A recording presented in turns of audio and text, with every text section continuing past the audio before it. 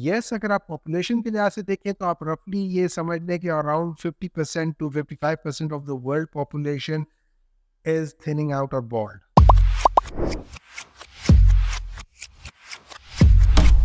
السلام علیکم ڈاکٹر صاحب. آج ہم لوگ بات کرنا چاہ رہے ہیں ہیئر لاس کے بارے میں.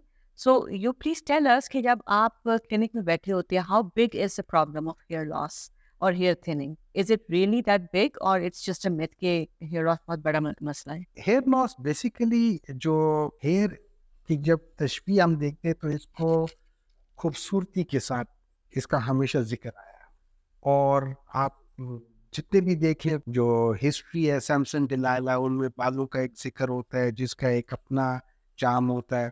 تو جن لوگوں کے بال گر رہے ہوتے ہیں نا they are going through a stage of self esteem کا ان کا لاس ہو رہا ہے, ان کا کانفیڈینس کا لاس ہو رہا ہوتا ہے. یہاں تک کہ بعض لوگ تو اس کے اچھے خاصے ان کی پرسنالٹی انٹروورٹ ہونی شروع ہو جاتی ہے and they stop going out.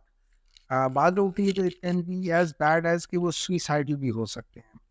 تو کیا یہ بڑا پرابلم ہے؟ یہ واقعی بہت بڑا پرابلم ہے.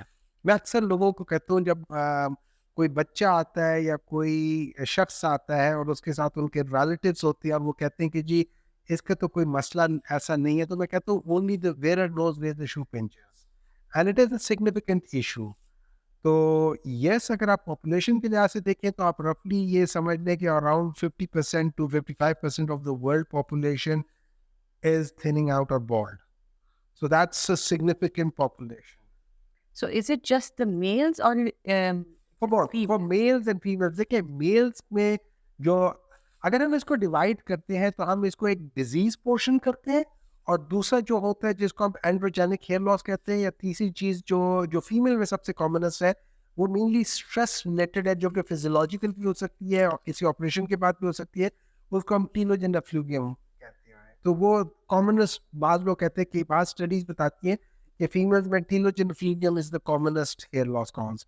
میل میں اینڈروجینک ایلوپیشیا جس کو ہم موروثی جو بالوں کا جو گرنا ہوتا ہے اس کو کہتے ہیں, اور ادروائز پھر جو بالچر ہو گیا یا ہم جس کو ایلوپیشیا ایریاٹا یہ بات چیزیں وہ الگ چیزیں, ان کی تو نارملی ڈرمٹولوجسٹ وغیرہ زیادہ بہتر کر سکتے ہیں.